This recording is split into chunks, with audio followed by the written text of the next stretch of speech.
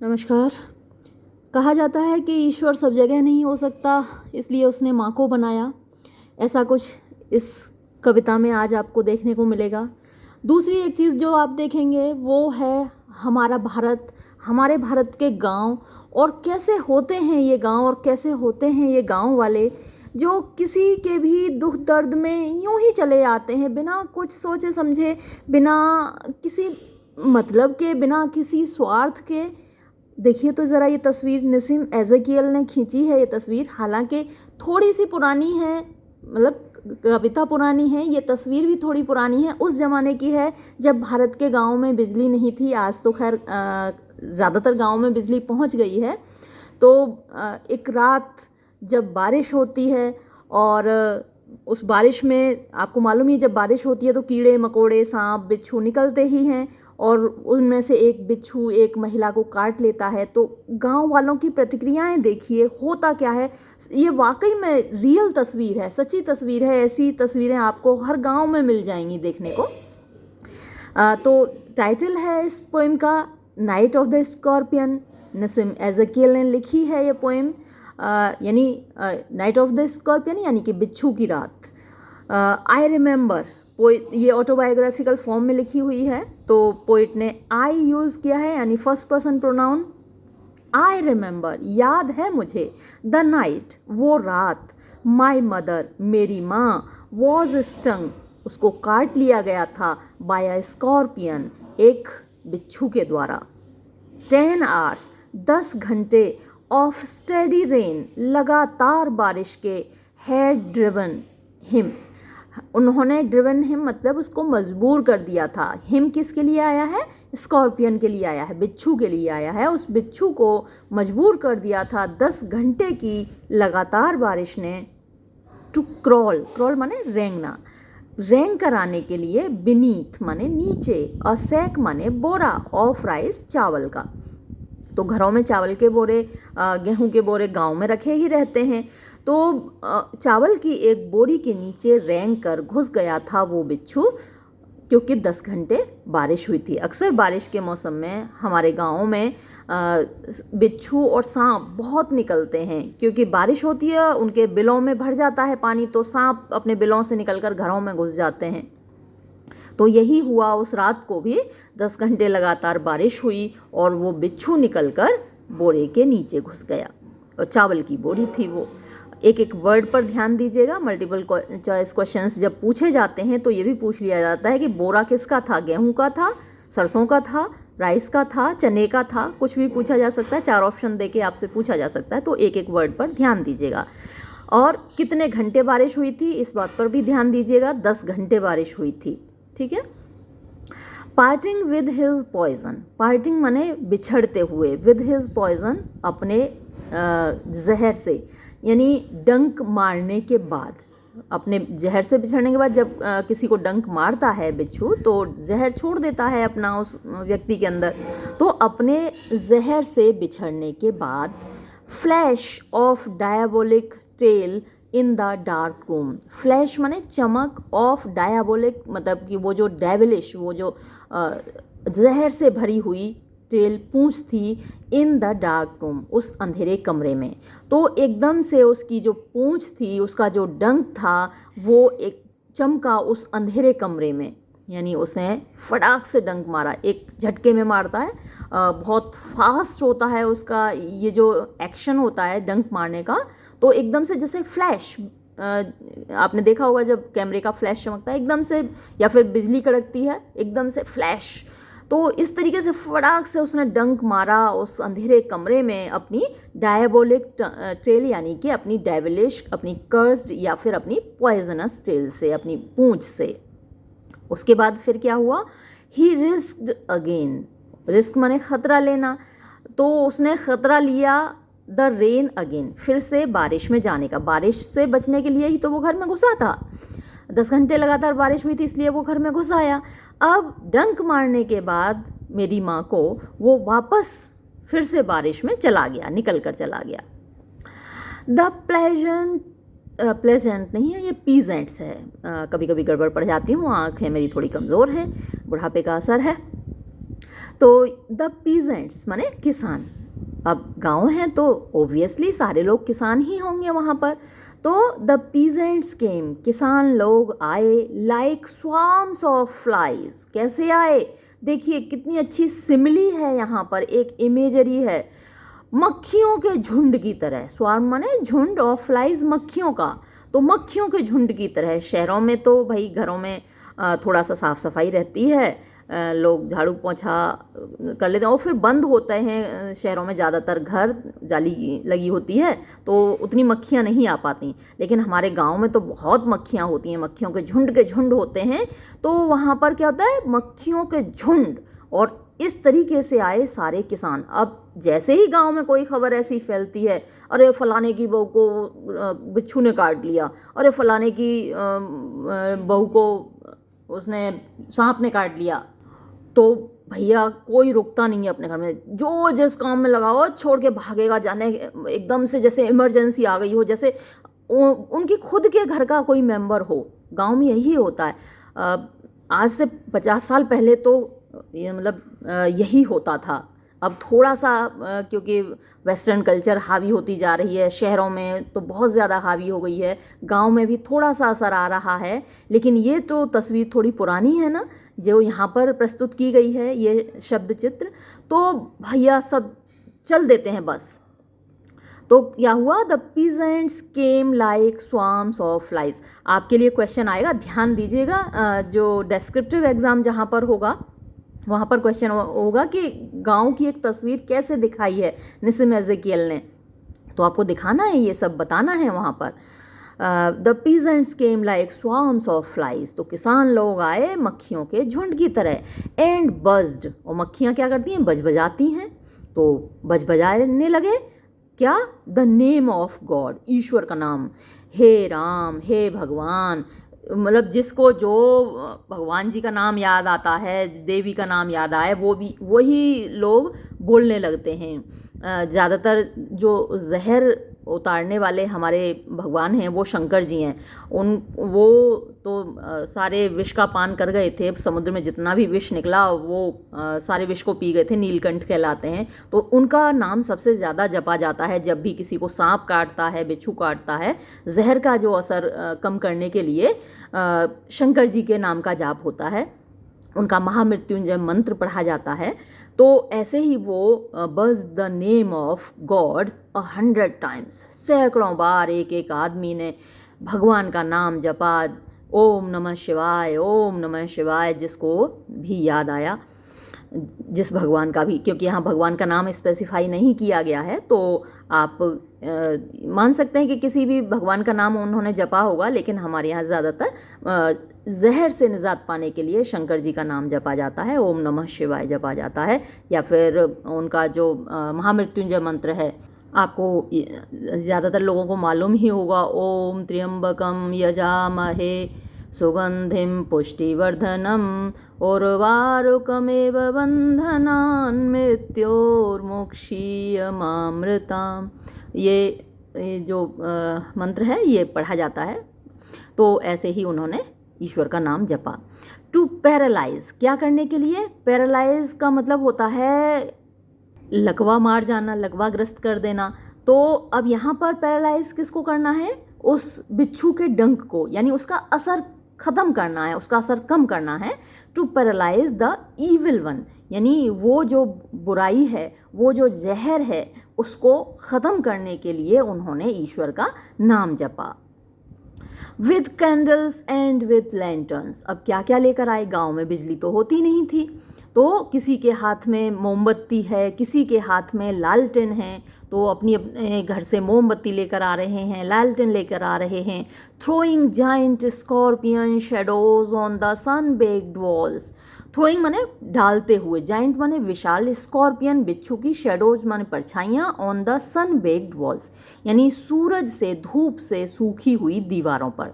तो गांव में मिट्टी की दीवारें होती थी, पक्के घर नहीं होते थे, तो उन वो दीवारों पर जो कि मिट्टी से सूखी हुई दीवारें थीं, सन बेक्ड वॉल्स पर, उनकी परछाइयाँ पड़ रही हैं। हाथों में किसी के में मोमबत्ती है, किसी के हाथ में लालटेन है, तो उनकी खुद की परछाइयाँ जैसे कि हजारों बिच्छू वहाँ पर चल रहे हों, ऐसी स्कॉर्पियन शेडोज वहाँ पर दिखाई दे रही हैं।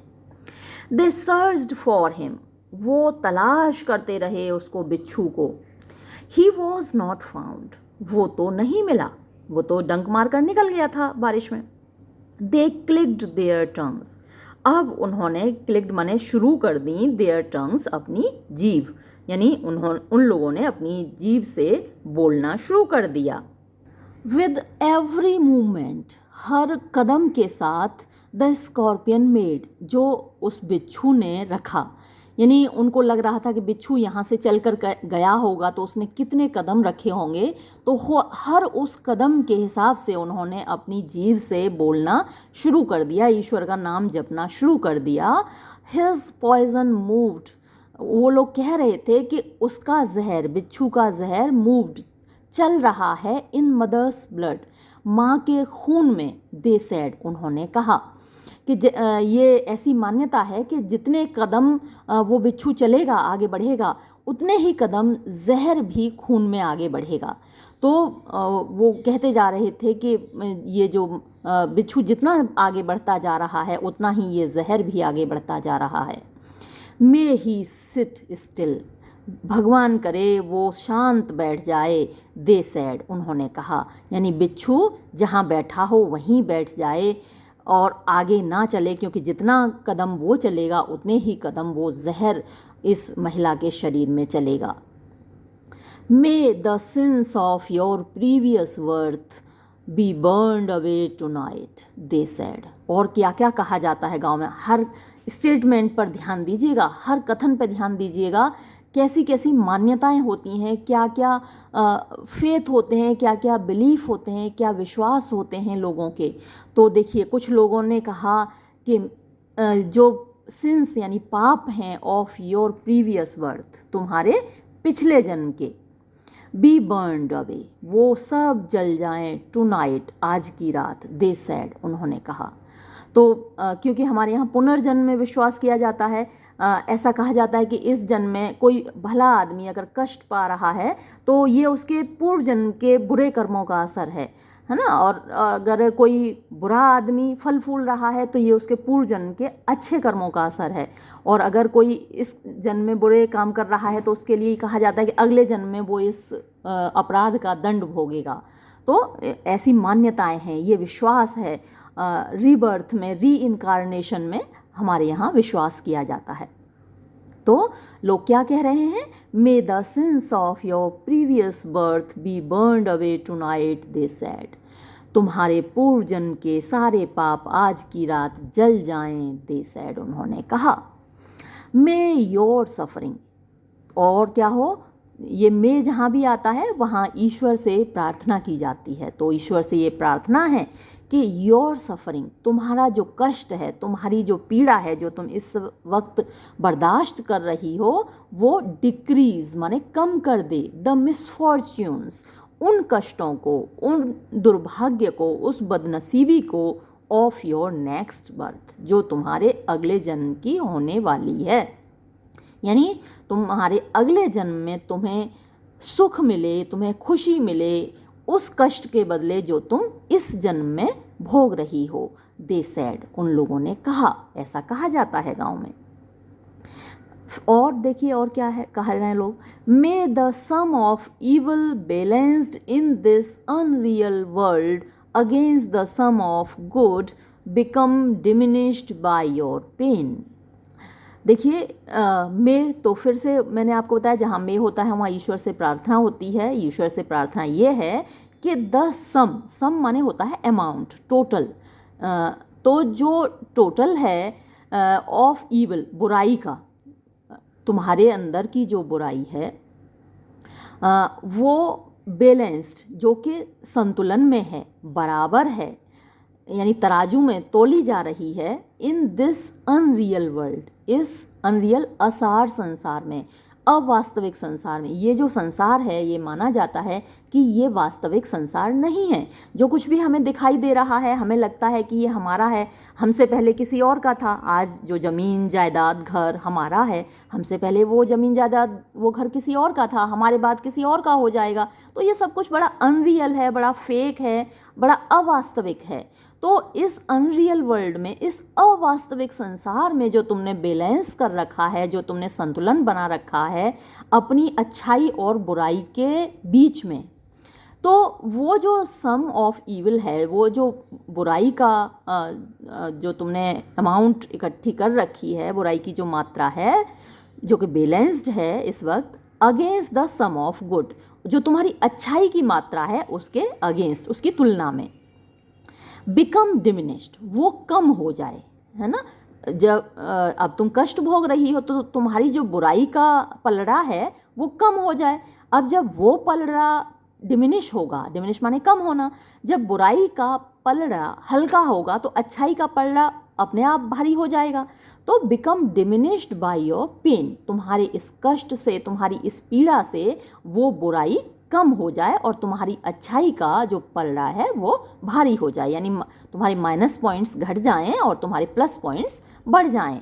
हम लोग भी तो अभी जैसे सिखाते हैं बच्चों को, तुम माइनस पॉइंट्स और प्लस पॉइंट्स सिखाते हैं ना, कि बेटा तुम कोई अच्छा काम करोगे तो ईश्वर तुम्हें प्लस पॉइंट देगा, बुरे काम करोगे तो माइनस पॉइंट मिलेगा तुमको। तो वही है कि तुम्हारी जो बुराई का पलड़ा है वो हल्का पड़ जाए।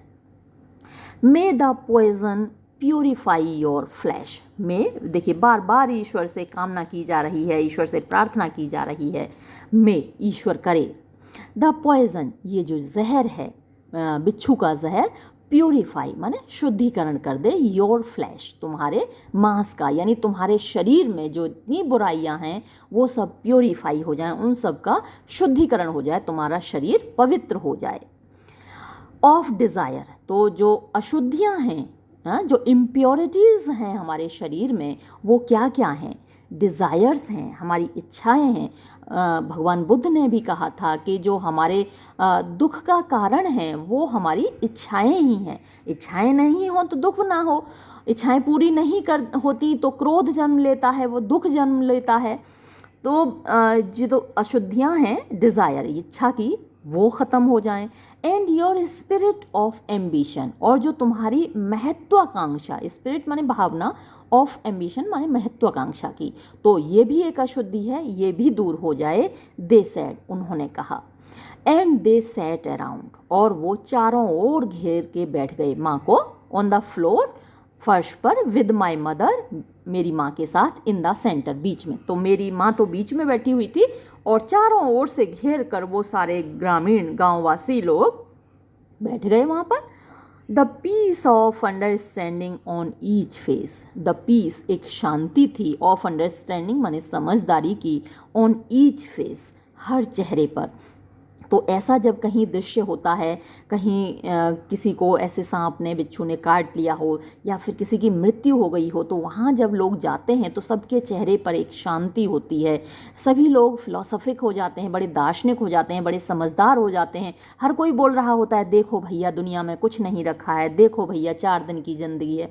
सब लोग अपने बैर भाव भूल जाते हैं जब ऐसे बैठते हैं मिल कर। तो वही हाल है यहाँ पर भी, हर चेहरे पर एक शांति है, एक समझदारी है। मोर कैंडल्स, और ज़्यादा मोमबत्तियाँ, मोर लैंटर्न्स, और ज़्यादा लालटेनें, मोर नेबर्स, और ज़्यादा पड़ोसी, मोर इंसेक्ट्स, और ज़्यादा कीड़े मकोड़े, एंड द एंडलेस रेन, और लगातार मूसलाधार बारिश। बारिश अभी भी नहीं रुकी है, अभी भी चल रही है। और बारिश में भी लोग, ये नहीं है कि बारिश हो रही है तो भाई किसी के घर नहीं जाएंगे, हम तो भैया अपने घर में रहेंगे, नहीं, सारे लोग मोमबत्तियाँ लेके, लालटेन ले लेके निकल पड़ रहे हैं। कीड़े मकोड़े भी वहाँ पर कोई कमी नहीं होती गांव में, तो भी सब लोग निकल रहे हैं। एंडलेस रेन है, लगातार बारिश हो रही है, लेकिन लोग फिर भी वहाँ इकट्ठे हो रहे हैं।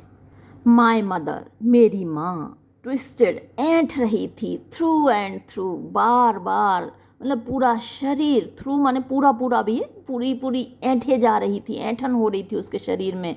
वो जहर फैल रहा है ना उसकी बॉडी में, तो ऐंठ रहा है उसका शरीर। ग्रोनिंग, कराह रही थी मेरी माँ, ऑन अ मैट, एक चटाई पर। बुरा हाल है मेरी माँ का। माय फादर, मेरे पिता। सेप्टिक, सेप्टिक वो होते हैं जो हर चीज़ पर शक करते हैं। भाई ये दवाई भी ख़राब है, वो दवाई में भी गड़बड़ है, ये भी असर नहीं होगा, उससे भी असर नहीं होगा। तो हर चीज़ पर जो शक करने वाले, सवालिया निशान लगाने वाले लोग सेप्टिक होते हैं। तो मेरे जो फादर थे वो थोड़े से सेप्टिक थे, यानी शक करने वाले थे। रैशनलिस्ट, और बड़े तर्क वाले थे। रैशनलिस्ट वो होते हैं, लॉजिकल होते हैं, तर्क में विश्वास करते हैं कि ऐसे ही नहीं कि ये जड़ी बूटी लगा ली, वो जड़ी बूटी लगा ली। लेकिन इतना सब कुछ होने के बावजूद वो क्या कर रहे थे, ट्राइंग, मतलब अप्लाई कर रहे थे, कोशिश कर रहे थे, लगा रहे थे, काम में ला रहे थे, यूज़ कर रहे थे एवरी कर्स एंड ब्लेसिंग। हर कर्स माने होता है अभिशाप, ब्लेसिंग होता है वरदान। यानी जितनी भी चीज़ें थीं, जड़ी बूटियाँ, जितने भी अभिशाप, जितने भी वरदान, अच्छी चीज़ें, बुरी चीज़ें, जो कुछ कर सकते थे, जितनी चीज़ें अप्लाई कर सकते थे, वो सब कुछ वो लगा रहे थे। पाउडर, कोई भी पाउडर अगर किसी ने ला के दिया वो भी उन्होंने लगाया। मिक्सचर, कोई भी मिश्रण किसी भी तरीका, लेप लोग देते हैं, लेप लगाया। हर जड़ी बूटी उन्होंने लगाई। हाइब्रिड होती हैं जो एक दो चीज़ को मिलाकर बनाई जाती हैं जड़ी बूटियाँ, तो वो हाइब्रिड वाली जड़ी बूटियाँ संकर कहलाती हैं। तो संकर वाली जड़ी बूटियाँ उन्होंने सब कुछ लगाया, जो जो किसी ने दिया वो सब उन्होंने अप्लाई किया।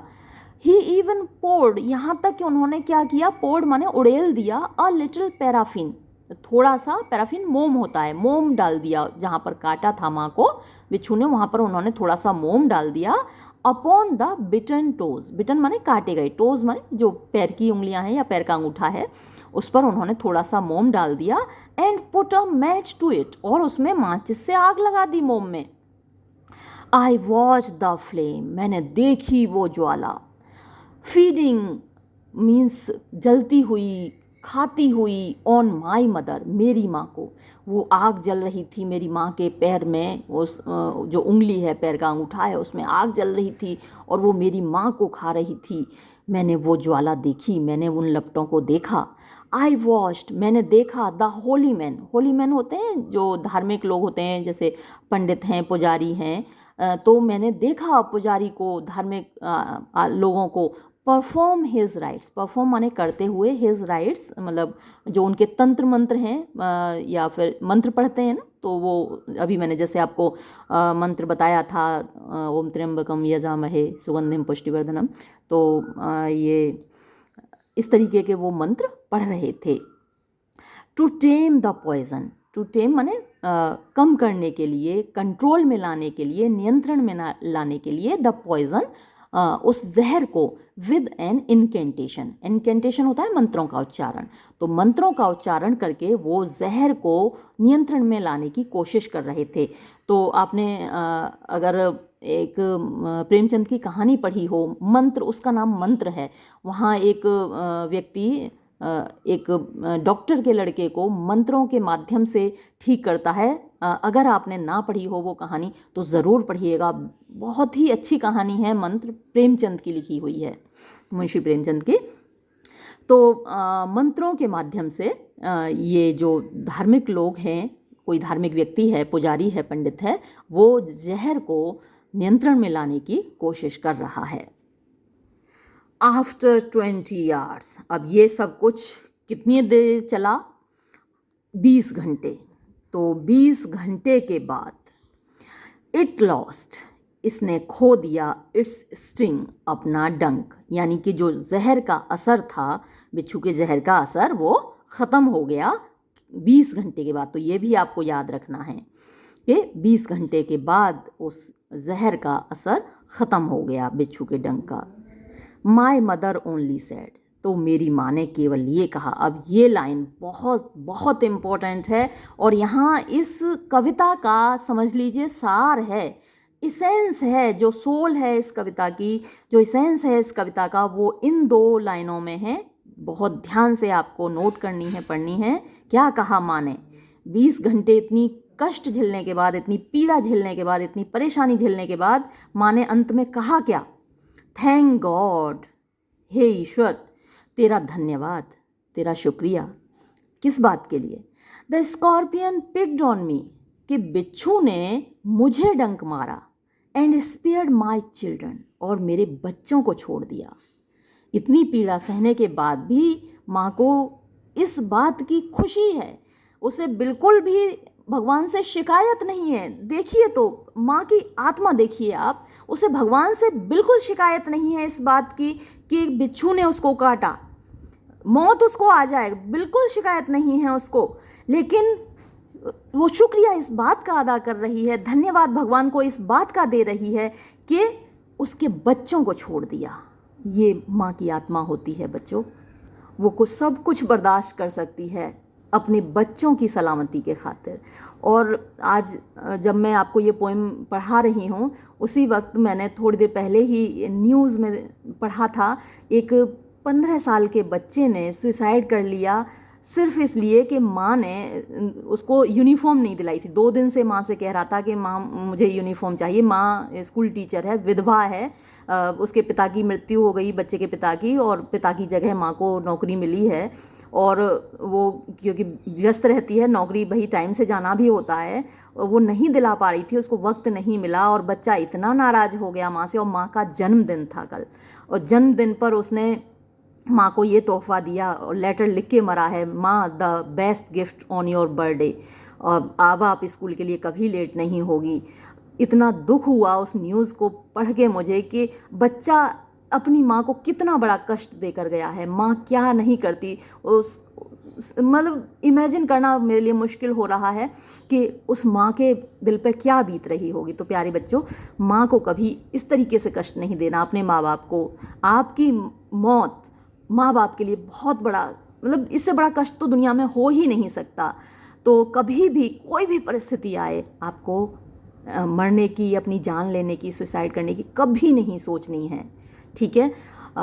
ये वीडियो मैं यहीं समाप्त करूँगी। धन्यवाद। पोएम ने इतना ज़्यादा इमोशनल कर दिया कि मैं क्रिटिकल एप्रिसिएशन के बारे में तो भूल ही गई, बिल्कुल उस पोएम में खो गई, बहुत ज़्यादा ही इमोशनल हो गई थी लास्ट में जाकर। तो चलिए क्रिटिकल एप्रिसिएशन और देख लेते हैं इस पोएम की। अक्सर एग्ज़ाम में क्रिटिकल एप्रिसिएशन पूछी जाती है पोएम की। तो क्वेश्चन ज़्यादातर इसी तरीके से आता है, writer critical appreciation of the poem night of the scorpion, या फिर और भी तरीक़ों से आ सकता है, जैसे कि draw a picture of Indian life on the basis of this poem. तो क्वेश्चन 2-3 तरीके से पूछ लिया जाता है, लेकिन बेसिकली जो आपको वहाँ लिखना होता है उस पोएम के बारे में ही पूरा लिखना होता है, तो वो एक तरीके से क्रिटिकल एप्रिसिएशन ही होती है। तो आप ये मान लीजिए क्वेश्चन किसी और तरीके से पूछा जाए ना, तो ये क्रिटिकल एप्रिसिएशन हेडिंग मत डालना, है ना। ये हेडिंग तभी डालना आप जबकि प्रॉपर क्रिटिकल एप्रिसिएशन ही पूछी जाए, और क्वेश्चन दूसरी तरीके से पूछा जाए तो भी मैटर आपको यही यूज़ करना है, बस ये हेडिंग नहीं डालना है, ठीक है। आगे बढ़ते हैं। Nissim Ezekiel is a great modern Indian writer. अच्छा, जब भी हम कोई आंसर लिखते हैं तो शुरुआत हम जब करते हैं थोड़ा सा उस ऑथर के बारे में बताते हैं और थोड़ा सा उस पोएम के या उस चैप्टर के बारे में बताते हैं जिसकी हम क्रिटिकल एप्रिसिएशन लिख रहे हैं या जिस पर बेस्ड आंसर हम लिख रहे हैं। तो देखिए, जैसे ये आंसर शुरू हुआ तो पहले हमने निसिम एज़ेकियल के बारे में यहाँ जिक्र किया कि Nissim Ezekiel is a great modern Indian writer. वो एक महान आधुनिक भारतीय लेखक हैं who holds a high place, जिनका एक उच्च स्थान है इन इंग्लिश लिटरेचर, अंग्रेज़ी साहित्य में। हिज मोस्ट पॉपुलर पोइम्स, उनकी सबसे ज़्यादा लोकप्रिय कविताएं इंक्लूड, उनमें शामिल है enterprise, good bye party for miss Pushpa, tears and night of the scorpion. ये उनकी फेमस पोइम्स हैं। Night of the scorpion is a narrative poem. तो नाइट ऑफ द स्कॉर्पियन जो अभी आपने पढ़ी वो एक वर्णनात्मक कविता है ऑफ इमोशनल नेचर, यानी भावुक प्रकृति की। जैसा कि हम पढ़ते पढ़ते हम ही लोग इमोशनल हो गए थे। द नरेटर्स मदर, जो वक्ता की माँ हैं, passes through physical pain, वो बड़ी शारीरिक कष्ट से गुजरती हैं, caused by the scorpion's sting, caused मतलब जो कि जिसकी वजह होता है स्कॉर्पियन यानी बिच्छू का डंक, तो बिच्छू के डंक की वजह से वो भयानक पीड़ा से गुजरती हैं। येट फिर भी शी फील्स कंसोल्ड, वो एक राहत महसूस करती हैं विद द आइडिया, इस विचार से दैट के द वर्म स्पेयर्ड, उस कीड़े ने छोड़ दिया हर चिल्ड्रन, उसके बच्चों को। फिर अगला हेडिंग होगा डेवलपमेंट ऑफ थॉट, यानी विचारों का विकास। द पोएम ओपन्स, ये जो कविता है शुरू होती है इन अ ट्रेडिशनल नरेटिव स्टाइल, एक परंपरागत वर्णनात्मक शैली में। आई रिमेंबर द नाइट, तो ऐसे ये शुरू होती है, पहली लाइन ये है। द ओपनिंग इंट्रोड्यूसेस, जो ओपनिंग माने शुरुआत है, इंट्रोड्यूसेस माने परिचित कराती है द सेंट्रल कैरेक्टर, मुख्य पात्र से, और वो कौन है, द नरेटर्स मदर, वक्ता की माँ, एंड द सेंट्रल इंसिडेंट, और जो मुख्य घटना है उससे भी परिचित कराती है। My mother was stung by scorpion, मेरी माँ को बिच्छू के द्वारा काट लिया गया। The poem has a perfect dramatic setting, तो इस कविता की एक एकदम परफेक्ट ड्रामेटिक यानी नाटकीय सेटिंग है। ब्रिंगिंग टू लाइट, जो कि सामने लाती है द कॉज, कारण, ऑफ द स्कॉर्पियंस रेजेस, यानी जो बिच्छू है उसके आक्रमण का। 10 आवर्स, 10 घंटे ऑफ स्टडी रेन, ये तो अभी आपने मेरे साथ पढ़ाई है ये कोटेशन, तो वजह क्या थी, क्यों उसने अटैक किया कि 10 घंटे की बारिश के बाद वो वहाँ घुस आया था शरण लेने के लिए, और फिर इसने जब उसकी माँ वहाँ उस जगह पर पहुँची तो उसको डंक मार दिया। It finishes the first part of the poem, तो यहाँ पर पहला भाग इस कविता का ख़त्म होता है। दैट इंक्लूड्स, जिसमें शामिल है हाउ, कैसे, व्हेन, कब, वेयर, कहाँ, एंड वाई, और क्यों। The narrator's mother was stung, वर्णनकर्ता की माँ को काट लिया गया बाय द स्कॉर्पियन, बिच्छू के द्वारा। The second part of the poem throws light, जो दूसरा भाग है इस कविता का वो प्रकाश डालता है on the attitude of superstitious villagers, on the attitude माने व्यवहार पर, ऑफ सुपरस्टिशियस विलेजर्स यानी अंधविश्वासी जो गांव के लोग हैं। गांव में आज भी ज़्यादातर लोग ऐसे ही हैं, सुपरस्टिशियस ही हैं। और इस मेरे वीडियो को देखने वाले जितने लोग गांव के हों तो वो इस बात का बुरा ना माने कि मैं उनको सुपरस्टिशियस कह रही हूँ, क्योंकि मैं खुद भी गांव की ही हूँ। इसलिए मैं ये आपको बता रही हूँ क्योंकि वहाँ शिक्षा की कमी है, इसलिए कुछ ऐसी चीज़ों में विश्वास किया जाता है जो कि अंधविश्वास कहलाते हैं। ए नंबर ऑफ विलेजर्स, यानी बहुत बड़ी संख्या में गांव वाले कम आते हैं, शाउटिंग, चिल्लाते हुए, द नेम ऑफ गॉड, ईश्वर का नाम, टू पैरालाइज माने कम करने के लिए, द फोर्सेस ऑफ ईविल, जो बुराई की ताकत है उसको, द विद कैंडल्स, मोमबत्तियों के साथ, एंड लैंटर्न्स, और लालटेनों के साथ, दे सर्च, वो तलाश करते हैं, द स्कॉर्पियन, बिच्छू को, देयर शेडोज, उनकी परछाइयाँ, आर बिग, बड़ी बड़ी होती हैं, एंड हॉरिबल, और भयानक होती हैं, ऑन द वॉल्स, दीवारों पर, but the scorpion is not found, लेकिन बिच्छू नहीं मिलता। दे बिलीव्ड, वो विश्वास करते हैं, द आउटवर्ड एक्शंस, के बाहरी जो क्रियाकलाप हैं में रिड्यूस, कम कर सकते हैं, द इफेक्ट ऑफ पॉइजन, जहर के असर को। सम से, कुछ कहते हैं, the pain is the result, कि ये जो पीड़ा है वो परिणाम है, ऑफ हर सिन, ये सिम है, मोबाइल वाली सिम नहीं है, सिन है, SIN सिन, तो उसके पापों का, कमिटेड, जो उसने किए होंगे, इन द प्रीवियस बर्थ, पिछले जन्म में। सम क्लेम, कुछ लोग दावा करते हैं, नाउ हर नेक्स्ट बर्थ, नाउ कि अब, हर नेक्स्ट बर्थ, उसका अगला जन्म, विल बी फ्री, वो आज़ाद होगा, फ्रॉम पेन, दर्द से। द पॉइजन विल प्यूरिफाई, ये जो जहर है वो शुद्ध कर देगा, हर फ्लैश, उसके शरीर को, उसके ऑफ डिज़ायर माने इच्छाओं से, उसके अंदर की जो इच्छाएं हैं वो प्यूरिफाई हो जाएंगी, मर जाएंगी, ख़त्म हो जाएंगी। एंड स्पिरिट ऑफ एम्बिशन, और उसके अंदर जो भावना है महत्वाकांक्षा की वो भी ख़त्म हो जाएगी। सेइंग सच थिंग्स, ऐसी बातें कहते हुए, दे सिट राउंड, वो चारों ओर बैठ जाते हैं, द मदर, माँ के। तो ये जो कोटेशन है ये आपको लर्न करनी है, सारी कोटेशंस ये अगर जितनी कोटेशंस आप डालेंगे उससे क्या है, थोड़ा सा विश्वसनीय हो जाता है आपका क्रिटिकल एप्रिसिएशन या आपका आंसर। उससे एग्जामिनर को लगता है कि हाँ आपने पोएम वाकई पढ़ी है। तो जितनी कोटेशंस हो सकें वो याद कर लीजिएगा। तो ये कोटेशन है कि कैसे माँ को घेर कर बैठ जाते हैं लोग और क्या क्या बातें करते हैं। फिर आगे देखते हैं, ये तो अभी आपने पढ़ी ही है, इसको एक्सप्लेन करने की दोबारा ज़रूरत है नहीं। द नरेटर्स मदर यानी वक्ता की माँ ट्विस्ट मतलब ऐंठती है हर बॉडी अपने शरीर को इन पेन दर्द से ऑन अ मैट यानी एक चटाई पर। तो उसका शरीर ऐंठ रहा है दर्द की वजह से।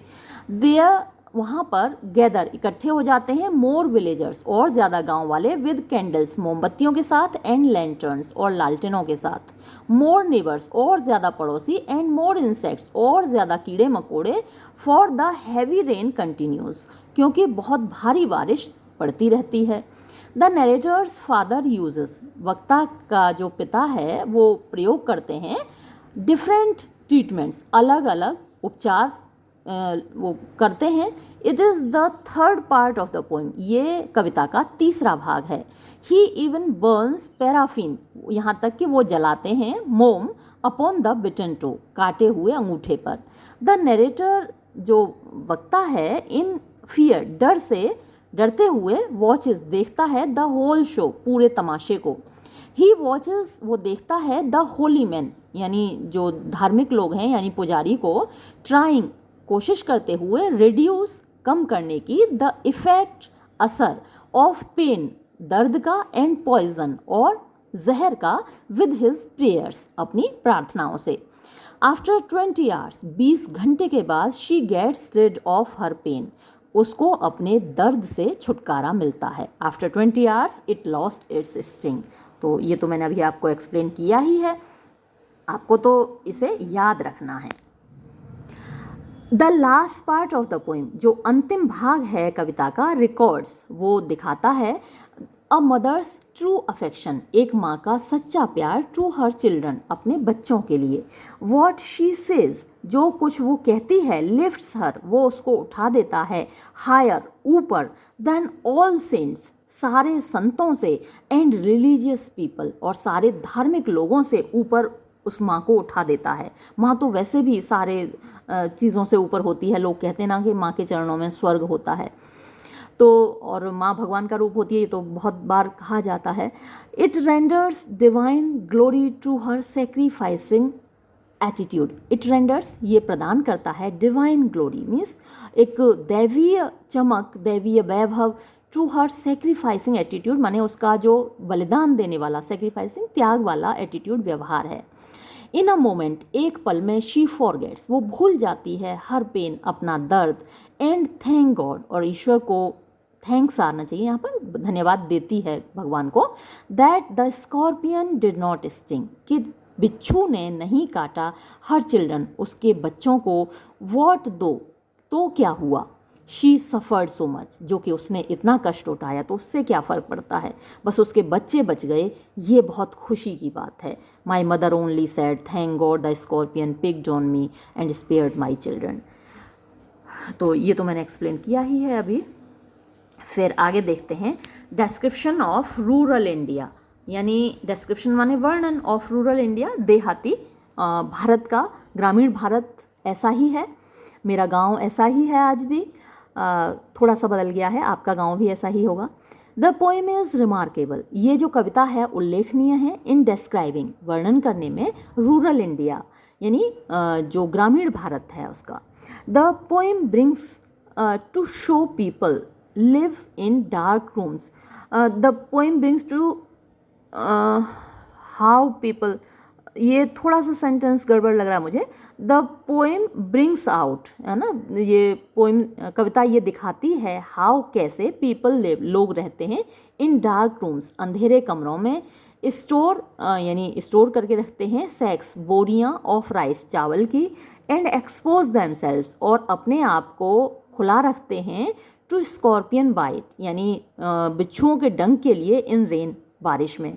तो भाई क्या करें, गांव में तो ऐसे ही रखना पड़ता है, और अब तो फिर भी पक्के मकान बन गए, जबकि ये कविता है तब तो कच्चे मकान थे, और कच्चे मकानों में नीचे इतने बिल होते थे, सांप के बिल, चूहों के बिल के, भाई ऑप्शन ही नहीं था। तो ये दिखाती है कविता कि कैसे वो लोग एक्सपोज हैं, मतलब मजबूर हैं, एक्सपोज क्या, वो मजबूर थे। आज भी कुछ गांव में आज भी हैं इसी तरीके से, लोग मजबूर हैं इन्हीं हालातों में रहने के लिए। I remember the night my mother was stung by a scorpion. 10 hours of steady rain had driven him to crawl beneath a sack of rice. तो ये तो आप पहले ही पढ़ चुके हैं और एक्सप्लेन मैं कर चुकी हूँ, दोबारा नहीं कर रही इसको। आगे बढ़ते हैं। हाउ विलेजर्स फील, कैसे गांववासी महसूस करते हैं सिंपैथी, सहानुभूति फॉर वन अनदर, एक दूसरे के लिए, इज़ वेल एक्सपोज्ड, वो बड़े अच्छे तरीके से जाहिर हुई है इन द पोएम, इस कविता में। नॉट वन और टू, एक या दो नहीं, but the whole village folk, बल्कि पूरे गांव के लोग फील महसूस करते हैं द पेन, उस दर्द को, the narrator's mother, the pain of the narrator's mother, जो वर्णन करता है उसकी माँ के दर्द को, and try to save her blood, और कोशिश करते हैं उसके खून को बचाने की, from poison of the scorpion, बिच्छू के जहर से। इन देयर नेटिव स्टाइल, अपने जो उनका नेटिव, उनका खुद का गांव का स्टाइल है, शैली है, तरीका है, उस तरीके से दे कॉल गॉड, वो ईश्वर का आह्वान करते हैं, to paralyse the evil forces, कि जो बुरी ताकतें हैं उनको पैरालाइज करें, यानी कि उनके असर को कम करें। The peasants came like swarms of flies and buzzed the name of God 100 times to paralyze the evil one. फिर आगे देखते हैं, ये तो अर्थ तो इसका आपको मालूम ही है, अभी अभी मैंने बताया है। Only with candles and lanterns, केवल मोमबत्तियों और लालटेनों के साथ, दे सर्च, वो तलाश करते हैं, फॉर द स्कॉर्पियन, उस बिच्छू को, इन बेन, बेकार में। बीइंग सुपरस्टिशियस, यानी अंधविश्वासी होने की वजह से, दे बिलीव, वो विश्वास करते हैं, in the theory of rebirth, पुनर्जन्म की सिद्धांत में, एंड सिंस, और पापों में, ऑफ प्रीवियस बर्थ, पिछले जन्म के। दे कंसोल, वो सांत्वना देते हैं, बाय सेइंग, कहकर, दैट, के, द मोर शी सफ़र्स, जितना वो कष्ट उठाएगी, इन दिस बर्थ, इस जन्म में, द मोर हैप्पी, उतनी ही खुश, शी वुड बी, वो हो जाएगी, इन द नेक्स्ट बर्थ, अगले जन्म में। May the sins of your previous birth be burned away tonight, they said. May your suffering decrease the misfortunes of your next birth, they said. तो इनका meaning तो आपको मालूम ही है। How Indian philosophy, किस प्रकार से भारतीय दर्शन dominates, माने शासन करता है, रूल करता है, the minds of the uneducated villagers, यानी जो अशिक्षित ग्रामीण हैं उनके दिमाग पर। Comes to light, यानी सामने आता है, व्हेन दे आर्ग्यू, जब वो तर्क करते हैं, दैट द पॉइजन, कि जो जहर है, मे प्यूरिफाई, वो शुद्धिकरण कर देगा, हर फ्लैश, उसके शरीर का, फ्रॉम ईविल्स, बुराइयों से, लाइक, जैसे कि वर्ल्डली डिज़ायर्स, जो सांसारिक इच्छाएं हैं, एंड हाई एम्बिशन, और जो ऊंची महत्वाकांक्षाएं, ये सारी बुराइयां उसके शरीर से निकल जाएंगी। May the poison purify your flesh of desire and your spirit of ambition, they said, and they sat around on the floor with my mother in the centre, the peace of understanding on each face. तो ये तो आपको मालूम ही है इसका meaning. फिर next heading, Holi love of a mother, यानी कि एक माँ का पवित्र प्यार।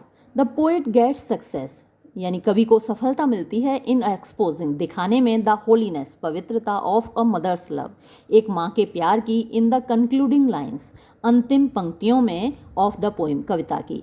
आफ्टर पासिंग 20 आवर्स, 20 घंटे बिताने के बाद, इन अनबियरेबल पेन, असहनीय पीड़ा में, असहनीय दर्द में, व्हेन द मदर रिकवर्स, जब माँ ठीक होती है, शी डज नॉट कर्स, तो वो गालियाँ नहीं देती, द स्कॉर्पियन, उस बिच्छू को, but feels oblige to it, बल्कि उसका एहसान मानती है, फॉर द रीज़न, इस कारण से, इट स्पेयर्ड हर चिल्ड्रन, कि उसने उसके बच्चों को छोड़ दिया, इसके लिए उसका एहसान मानती है बिच्छू का। द पेज, द नहीं होना चाहिए, हाँ शी होगा। शी पेज थैंक्स, वो धन्यवाद देती है, टू गॉड, ईश्वर को, फॉर हिज ब्लेसिंग चिल्ड्रन, यानी कि उनने आशीर्वाद दिया उसके बच्चों को, हु रिमेन्ड फ्री, जो कि आज़ाद रहे, फ्रॉम द टॉर्मेंटिंग पेन, उस असहनीय कष्ट से, ऑफ द स्कॉर्पियन स्टिंग, यानी जो बिच्छू था उसके डंक से। My mother only sad, thank God the scorpion picked on me and spared my children, child नहीं, माई चिल्ड्रन। तो ये माँ का कथन है जो अभी आपने पढ़ा। फिर कंक्लूज़न है यानी निष्कर्ष। दस इस प्रकार स्कॉर्पियन बिकम्स, ये जो बिच्छू है बन जाता है, ओनली एन आर्टिस्टिक मीडियम, केवल एक कलात्मक माध्यम, टू ब्रिंग टू लाइट, यानी सामने लाने के लिए, प्रकाश में लाने के लिए, द रूरल इंडिया, ग्रामीण भारत को, एंड होली लव, और पवित्र प्यार को, ऑफ अ मदर, एक माँ का।